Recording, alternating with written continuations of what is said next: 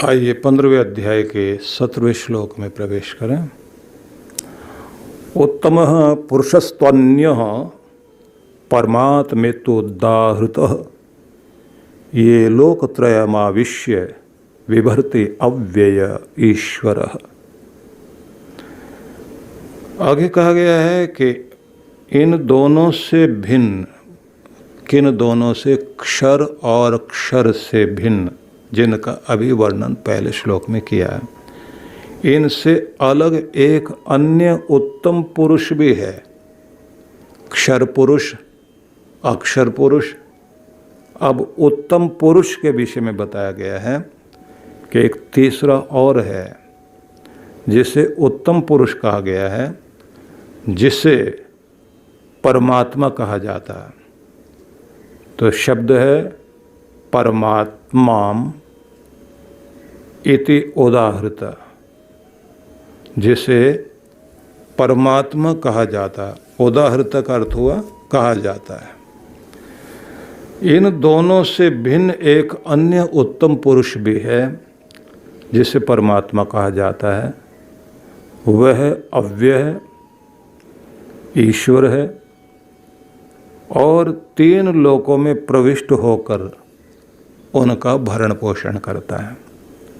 लोकत्रयम आविश्य बिभर्ति, लोकत्रयम तीनों लोकों में आविश्य निवास करता हुआ, प्रवेश करता हुआ, तीनों लोकों में प्रविष्ट होकर, अंदर बैठकर, बिभर्ति जो भरण पोषण कर रहा है। अव्ययः ईश्वर, वह अविनाशी तत्व ईश्वर है।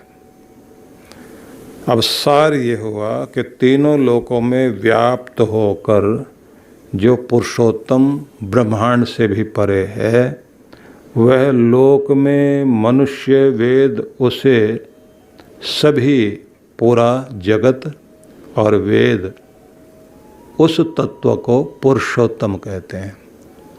वह परमात्मा है। वह तीन लोकों में व्याप्त होकर उन्हें धारण भी करता है और पोषण करता है, संसार को संचालित करता है।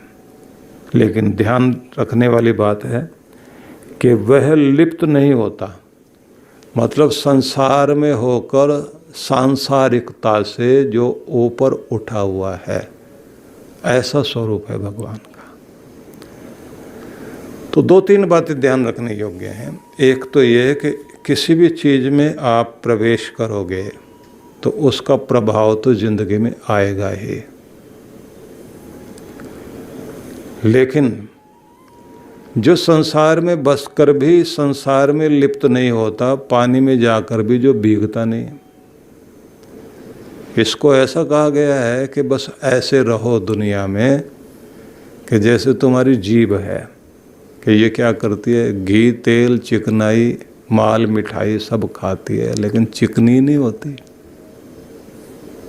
अपनी जगह सब स्वाद लेती है और जीभ अपनी जगह में बिल्कुल ठीक रहती है। तो ये उदाहरण भी दिए जाते हैं। पानी में जाओ और भीगो नहीं। भगवान जो है संसार में रह रहे हैं लेकिन वो लिप्त नहीं हो रहे। और ये इंसान ऐसा है, ये गंगा गया तो गंगा दास, जमुना गया तो जमुना दास, जहाँ गया वहीं का होके रह गया। तो ये हर जगह लिप्त हो जाता है। लेकिन जो नहीं रमता, जो किसी चीज़ में भी लिप्त नहीं होता, वह भगवान है। लेकिन भगवान संसार के कण कण में है और तीनों लोकों में व्याप्त होकर वह संसार को संचालित करता है। तो कहा गया उत्तम पुरुष तू अन्य, उत्तम पुरुष है एक और जो इन सबसे अन्य है, इनसे अलग है, उसे परमात्मा नाम दिया गया है। वही है लोकत्रयम आविश्य, तीनों लोकों में प्रवेश करके बिभर्ति सबका पालन पोषण करता है। तो एक धारण करना, पालन पोषण करना, और वह कैसा है, तीनों लोक नष्ट होंगे, चीज़ें बनेंगी बिगड़ेंगी, इनके अंदर बसा हुआ और इनको चलाने वाला वो नष्ट नहीं होता। वो कैसा? अव्यय, अविनाशी है, और वह ईश्वर है, मतलब वही मालिक है। तो उसे कहा गया उसी का ऐश्वर्य है।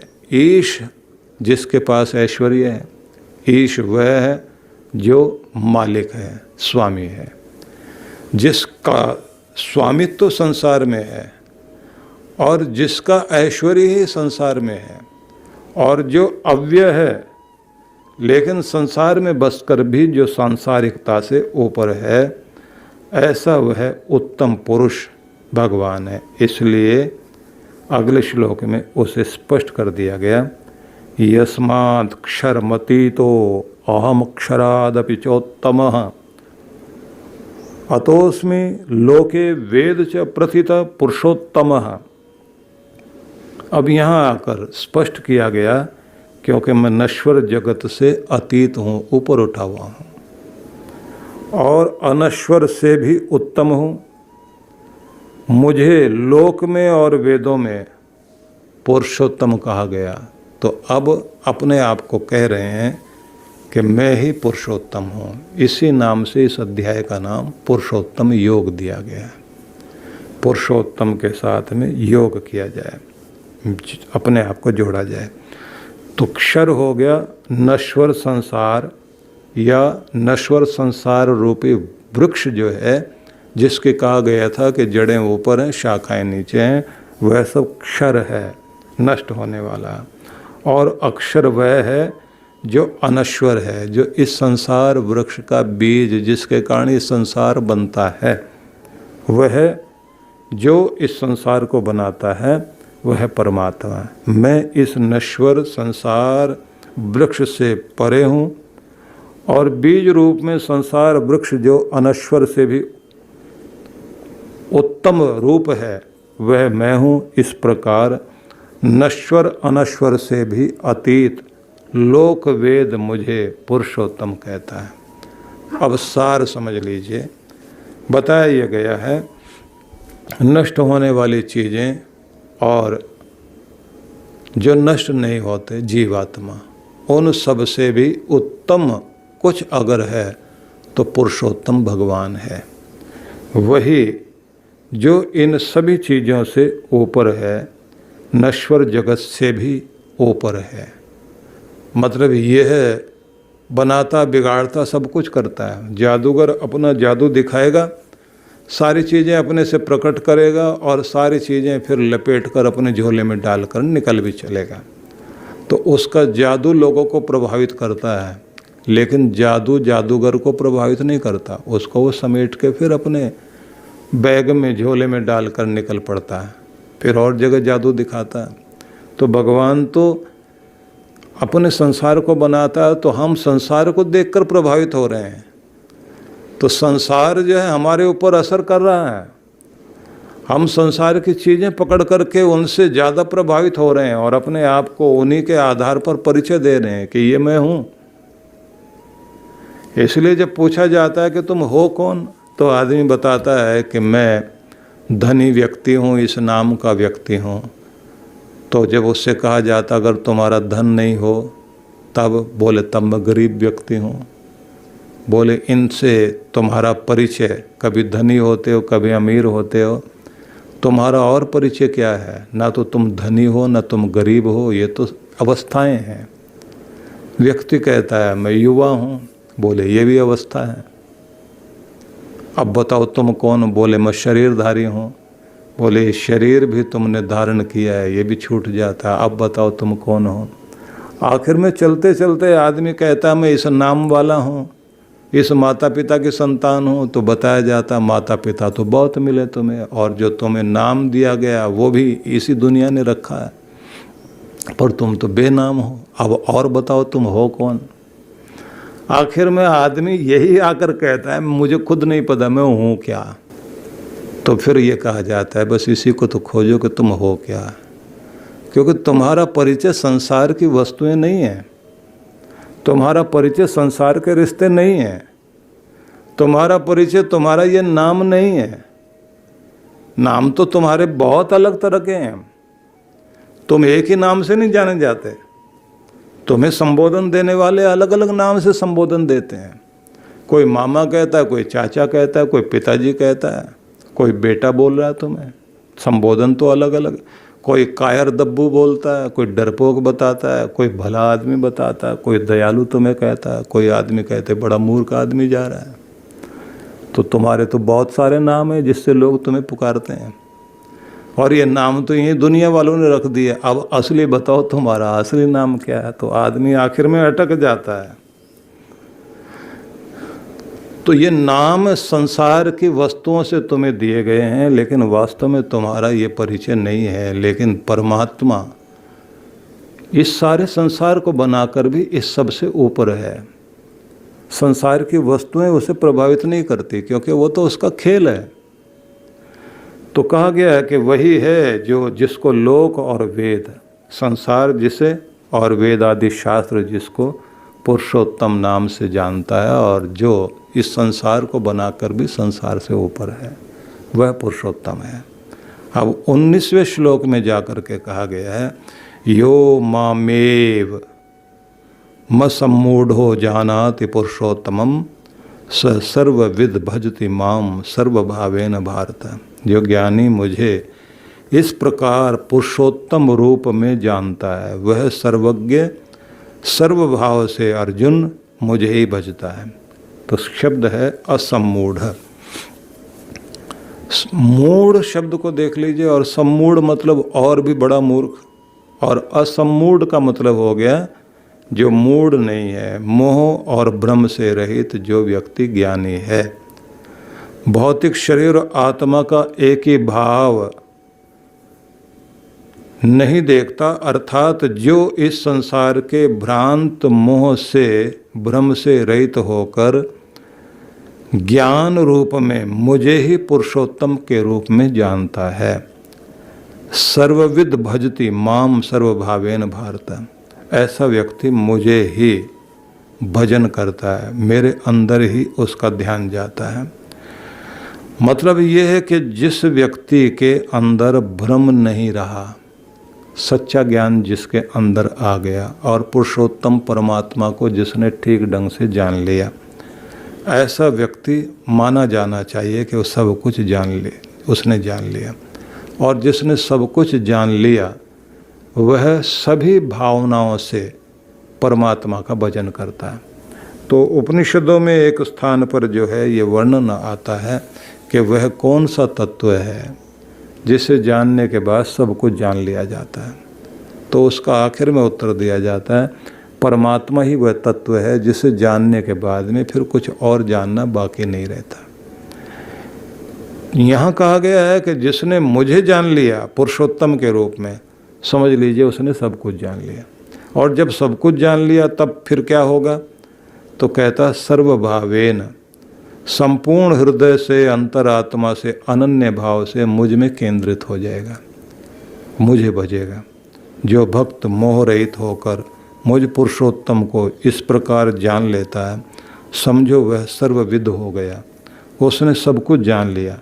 वह सर्वभाव से फिर मुझे भजता है, अपने मन वचन कर्म से मुझ में मगन रहता है। इस प्रकार ज्ञान भक्ति का मेल हो जाता है। मजे की बात यह है, ज्ञान भी चाहिए, कर्म भी चाहिए और भक्ति भी चाहिए।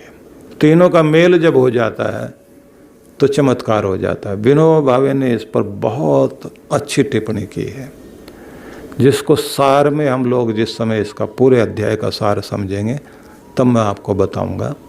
उन्होंने विशेष रूप से ये कहा है कि भक्ति की पुट लगते ही चीज़ें कितनी अद्भुत हो जाती हैं।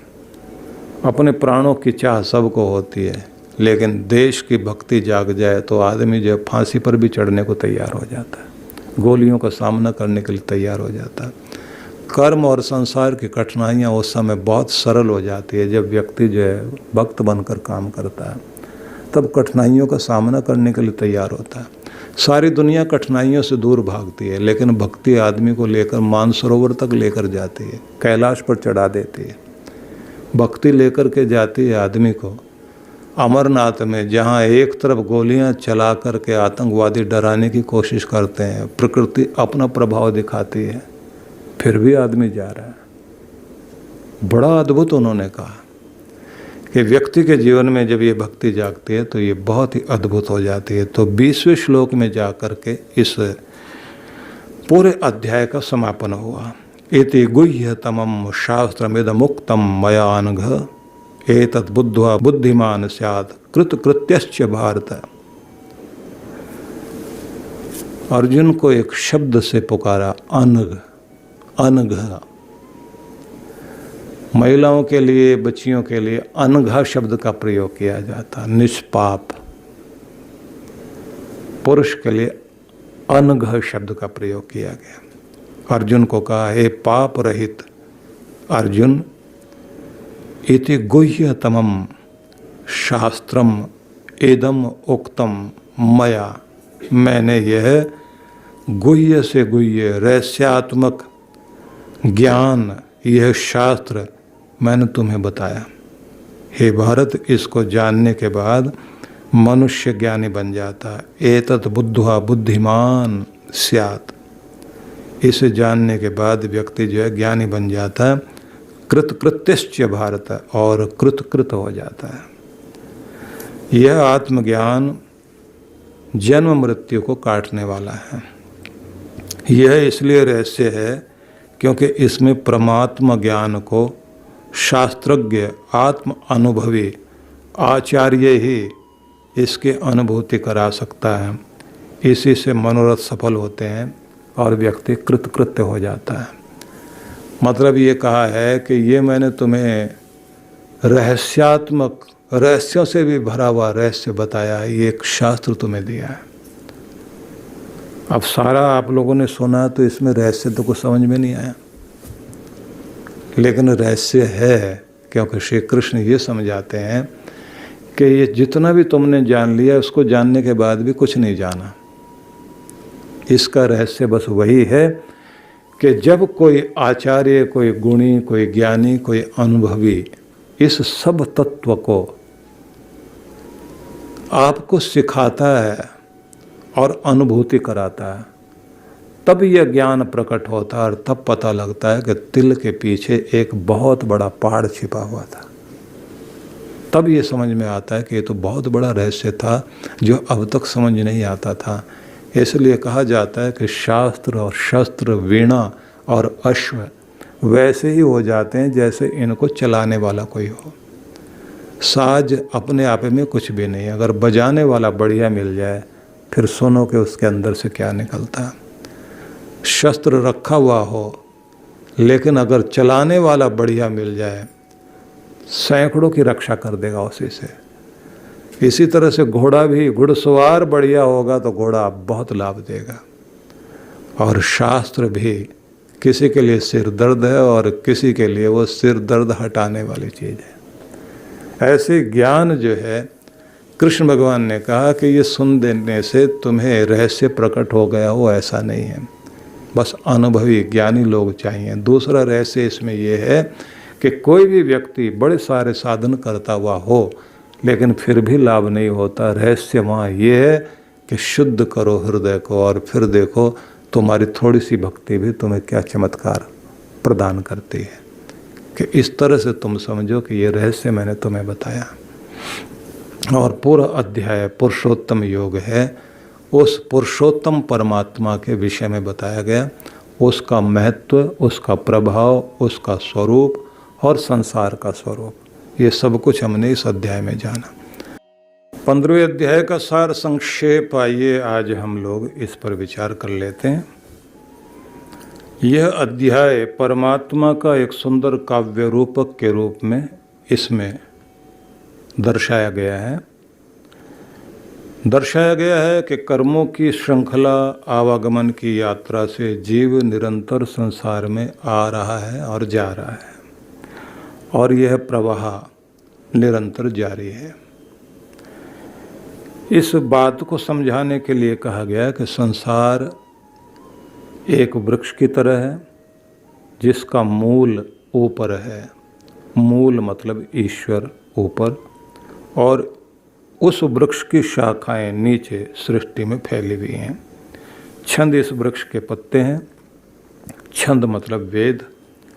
यह वेद संसार वृक्ष की अप्रतिम शोभा है। संसार वृक्ष का वास्तविक परिचय इन्हीं वेदों से ही मिलता है। आत्मज्ञानी का ध्येय एक ही है, मूल तक पहुंचना।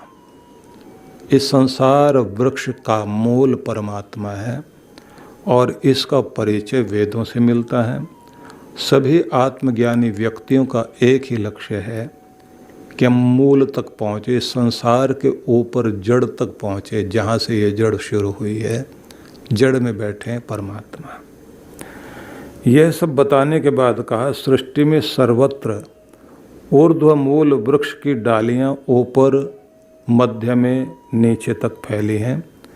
इसके प्रवाल जो हैं, प्रवाल मतलब कोंपले, 3 गुणों से पोषित होकर के शाखाएं बन रही हैं। जीव को प्रभावित करते हैं 3 गुण। 3 गुण प्रकृति के गुण हैं, सत्व, रज और तम। ये 3 भाव हैं। 3 भावों के द्वारा व्यक्ति के अंदर कर्म करने की भावनाएं जिस तरह से उत्पन्न होती है, उसी तरह के भाव के अनुसार विचार बनते हैं। विचार के अनुसार ही व्यक्ति का एक्शन होता है, उसके कर्म होते हैं। इस प्रकार से व्यक्ति संसार में और ज़्यादा उलझता जाता है। तो 3 गुणों की कोंपलें जो हैं, शाखाएं बन रही हैं। कहा गया, जब व्यक्ति के अंदर वैराग्य जागता है, ज्ञान वैराग्य से जब व्यक्ति युक्त होता है, तो वैराग्य के शस्त्र से इस वृक्ष का वह छेदन करता है, समूल छेदन करता है, मतलब इसको हटा देता है। इस अध्याय में यह भी बताया गया कि ये भी एक बात जान लेना कि ऐसा वृक्ष जिसकी का वर्णन किया जा रहा है, ये संसार में कहीं दिखाई नहीं देता, लेकिन ये तुम्हारे अंदर है। इसी से तुम बंधे हुए हो और इस संसार में सभी उल्टे ही लटके हुए हैं।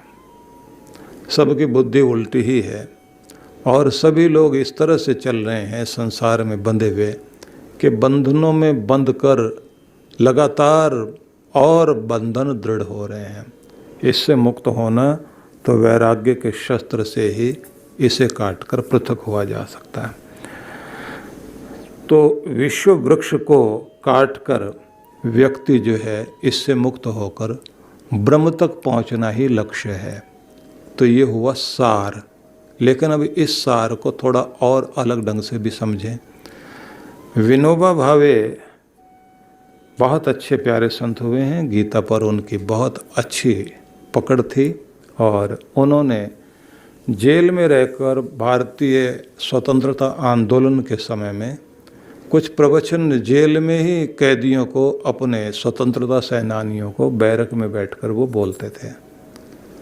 उनका चिंतन लगातार चलता रहा, लेकिन कुछ बातें उनकी इस अध्याय के अंतर्गत बहुत प्यारी हैं, क्योंकि संत ज्ञानेश्वर ने इस अध्याय को बहुत महत्व दिया था। तो महाराष्ट्र में गीता जो ज्ञानेश्वरी टीका है, उसको घर घर में पाठ करने की परंपरा है। लेकिन विनोबा जी ने जो कहा, उस बात को मैं थोड़ा आपके सामने रखता हूँ। वे कहते हैं कि मनुष्य में परमार्थ की चेतना, भगवान के प्रति होश जाग जाए। मनुष्य में परमात्मा की चेतना उत्पन्न कर देना ही वेदों का कार्य है। वेदों का कार्य है कि व्यक्ति के अंदर परमात्मा की उस चेतना को, जागृति को उत्पन्न कर देना कि व्यक्ति जो है परमार्थ के प्रति तीव्र भावना के साथ अपनी युति कर ले। संसार का जो सारभूत तत्व है, संसार की सारभूत जो सत्ता है, वह तो है भगवान। इस असार संसार का सार तत्व परमात्मा है। जो सूर्य, चंद्र, पशु, पक्षी, कीट, पतंग हमारे अंदर और बाहर सब जगह व्याप्त है, वही सब में है। मनुष्य का यह शरीर अपने में कुछ भी नहीं, उसी परमात्मा से हम प्राणवान हैं और उसी से चेतनावान हैं। परमार्थ के प्रति मनुष्य की चेतना सबल हो जाए और संसार के प्रति हमारी चेतना धीमी पड़ जाए, यह इस अध्याय का लक्ष्य रहा है। तो इसको आगे फिर विनोबा भावे कहते हैं कि इस अध्याय में प्रकृति को साधन बताया गया है कि प्रकृति है साधन जो सेवा के रूप में प्रयोग किए जाने चाहिए, प्रयोग किए जाते हैं, और इन से साधनों को सेवा के रूप में प्रयोग करने वाला सेवक है जीवात्मा। फिर से समझ लीजिए कि यह प्रकृति के जो साधन हैं ये सेवा के साधन हैं। प्रकृति को सेवा का साधन बनाओ। सेवक है जीवात्मा, उसको जो साधन प्रयोग करना है प्रकृति को करना है, और जिसकी सेवा करनी है, जो सेव्य है, वह है परमात्मा। मतलब तुम सेवक हो, परमात्मा वह है जिसकी सेवा करनी है, जिन साधनों से करनी है उसका नाम है प्रकृति। तो ये स्पष्ट हो गया। इसे बताने के बाद में फिर आगे कहा, मनुष्य जीवात्मा जो है प्रकृति के साधन से सेवक होकर ईश्वर के लिए कार्य करे। प्रकृति के साधनों का प्रयोग परमात्मा के लिए करे, परमात्मा की सेवा के लिए करे। सेव्य की सेवा की जाए, सेव्य मतलब जिसकी सेवा की जाए वह है ईश्वर। इस अध्याय में ये भी दर्शाया गया है कि सेवा का साधन निश्चित रूप से प्रकृति है, सेवक जीवात्मा है, जिसकी सेवा की जाए उसी को आप ईश्वर या पुरुषोत्तम या आदि नारायण कह लीजिए, उसकी सेवा में आप हो। समझे जिसने पुरुषोत्तम को जान लिया वह सर्वभाव से पुरुषोत्तम की पूजा और आराधना करेगा, क्योंकि आखिर में यही बताया, उसकी भक्ति में तल्लीन हो जाता है। और जो भी पत्र पुष्प भेंट करता है, सभी साधन भेंट प्रकृति जिसे क्षर कहा गया है उसी से आते हैं। तो प्रकृति को ही साधन बनाकर जीवात्मा सेवक अपने पुरुषोत्तम परमात्मा की सेवा करता है। और यह प्रकृति जो है जिसको क्षर कहा गया है, यह क्षर नाशवान परिवर्तनशील प्रकृति, इसको आप मानो ये लगातार बदल रही होती है, लेकिन तुम्हें साधन के रूप में मिली है। परिवर्तन को आप दूषण न माने, इसे भूषण माने, क्योंकि कल के फूल मुरझा गए थे, अब वो निर्माल्य हो गए, उनको आप भगवान को अर्पित नहीं कर सकते। प्रकृति में हर दिन बदलाव है, नए फूल लेकर आती है, उन्हीं को लेकर भगवान को अर्पित कीजिए। उसी तरह मैं भी नया नया शरीर धारण करके ईश्वर की सेवा करूँगा, ऐसा मन में भाव रखो। अपने साधनों को मैं नित्य नवीन रूप दूंगा, उन्हीं से अपने ईश्वर की पूजा आराधना करूँगा। नश्वरता के कारण संसार का सौंदर्य है। यह संसार इसलिए सुंदर लग रहा है क्योंकि इसमें लगातार परिवर्तन है, और इसमें अगर अमावस्या है तो इसमें पूर्णमासी भी है। अमावस्या का अपना सौंदर्य है और पूर्णिमा का अपना आनंद है। पूर्णमासी भी अपने आप में एक सौंदर्य है भगवान का। जीवात्मा है अक्षर पुरुष जो कभी न थकने वाला है। सृष्टि के आरंभ से लेकर के सेवा करने वाला सनातन सेवक यह जीवात्मा है। लगातार सेवा में तत्पर, सृष्टि जब से बनी तब से लेकर ये शरीर धारण करके आता है, संसार के साधनों से अपने सनातन सत्य स्वरूप पुरुषोत्तम भगवान की सेवा आराधना करता जाता है। तो यह सनातन सेवक है। और ये इस तरह खड़ा है जैसे हनुमान जी राम जी के सामने हाथ जोड़े खड़े हुए सेवा में तत्पर। ऐसे ही जो उस परमात्मा को जान लेता है तो फिर उसकी भक्ति में तल्लीन हो जाता है और ऐसा ही सेवक बन जाता है जैसे प्रभु राम को पहचान कर जान कर यही मेरे स्वामी हैं तो अपने आप को समर्पित कर दिया हनुमान जी ने, और वो लगातार उनकी सेवा के लिए हाथ जोड़े खड़े रहते हैं। आजन्म सेवक को गीता ने अक्षर पुरुष कहा है इस जीवात्मा को। लेकिन तीसरा पुरुष जो है वो पुरुषोत्तम बताया गया। वह पुरुषोत्तम सूर्य चंद्र पृथ्वी के पीछे जीवन दे रहा है। उस पुरुषोत्तम को आप भगवान कहिए, परमात्मा कहिए। वही पशु पक्षी मनुष्य को अनुप्राणित कर रहा है।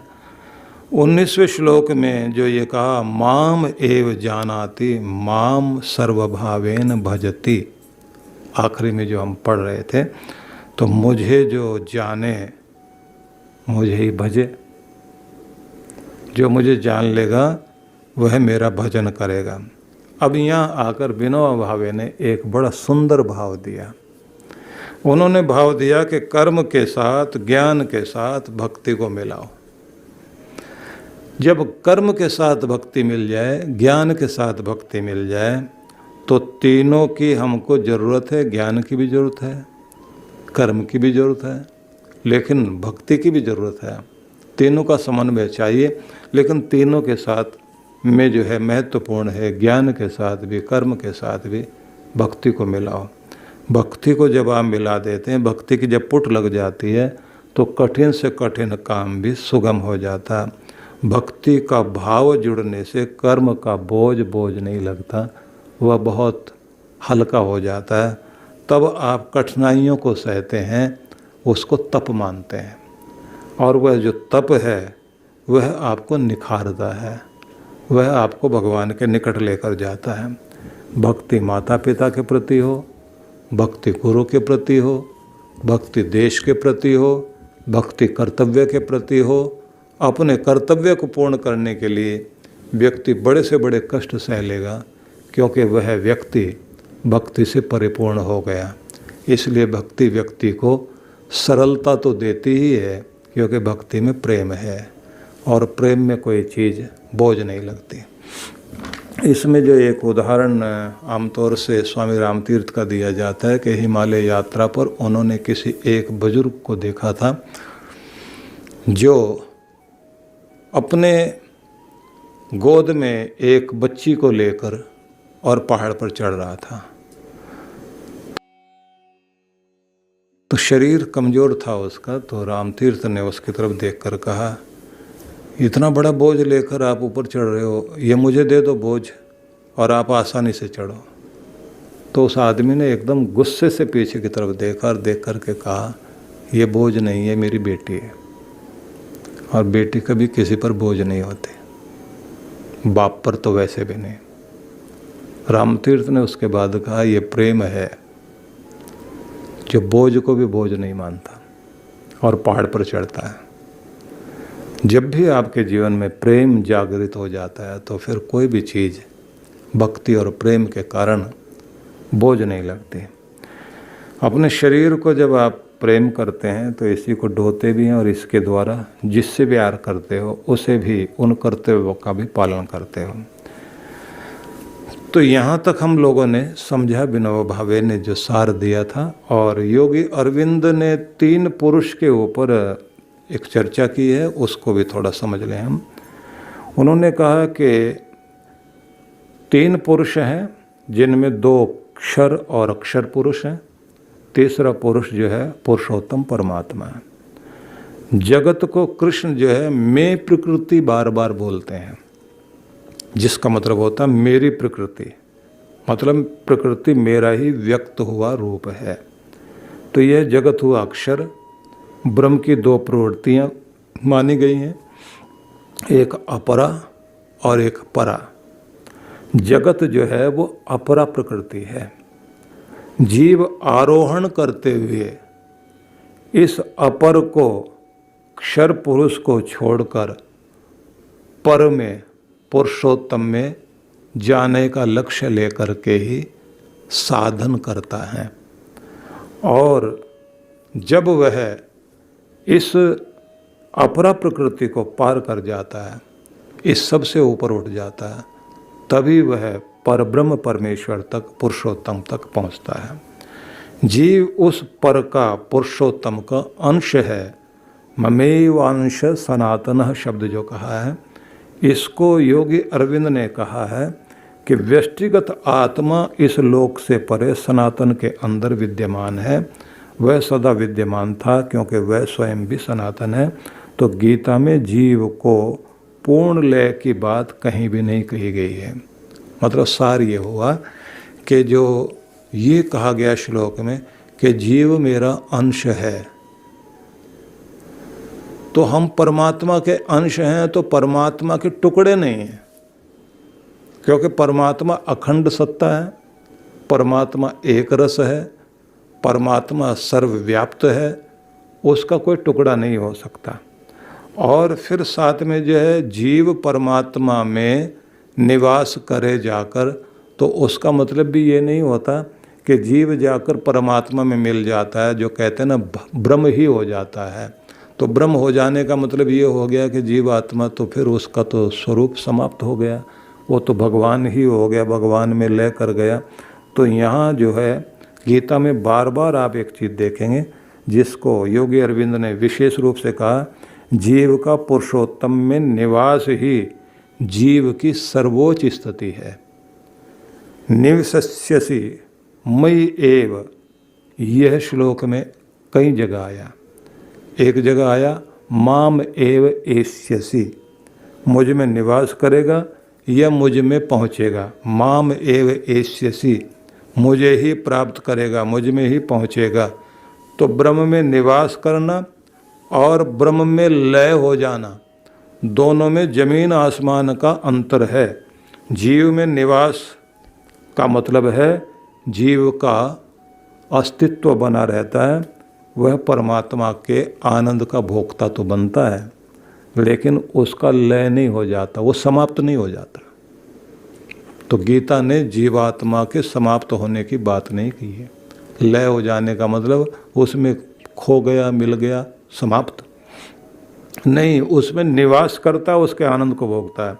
अरविंद कहते हैं जीव मुक्त आत्मा में ब्रह्म में निवास करता है, जीव मुक्त अवस्था में ब्रह्म में जाकर निवास करता है, उसका अस्तित्व मिट नहीं जाता, वह मौजूद रहता है क्योंकि वह ब्रह्म का अंश है। अरविंद कहते हैं प्रभु परमेश्वर की दो प्रवृत्तियां, अपरा प्रकृति जिसको लोअर नेचर उन्होंने कहा, और परा प्रकृति दैवी प्रकृति जिसको हायर नेचर कहा है। अपरा यह जगत है, परा प्रकृति निज अव्यक्त सतचित आनंद का वह रूप है जिसे जीव उस परा प्रकृति का अंश है, जिसे प्राप्त करके वह पुरुषोत्तम का आनंद भोगता है। जीव की मुक्ति का अर्थ है अपरा प्रकृति से अपने आप को छुड़ा लेना, मुक्त कर लेना, जिसको कहा वैराग्य से काटो इस शस्त्र से, वैराग्य के शस्त्र से इस संसार को काट करके इससे ऊपर उठो, उसकी तरफ आरोहण करना, तीनों गुणों से ऊपर उठें, अपरा प्रकृति छूट जाएगी, तब अक्षर पुरुष जीव जो है पुरुषोत्तम परमात्मा के पास पहुंचता है। जिनका वह अंश है उसी को ब्राह्मी स्थिति कहा गया है, जिसको कहा गया ब्रह्म भूयाय कल्पते। भक्ति मतलब उसके प्रेम में, उसमें अर्पित हो जाना। जैसे यहाँ कहा भजामि, मैं उसको भजता हूँ। ईश्वर सर्वव्यापक अखंड सत्ता है, उसका अंश उसका भाग नहीं है, व्यापक सत्ता का भाग खंड नहीं हो सकता। जीव आंशिक रूप से ब्रह्म के समान गुणों वाला है। प्रकृति सत है, जीव सतचित है, पुरुषोत्तम सतचित आनंद है। जीव का आनंद तक पहुंचना ही उसका परम लक्ष्य है। यह इस अध्याय का सार है। तो इस अध्याय के साथ आज हम इस चर्चा को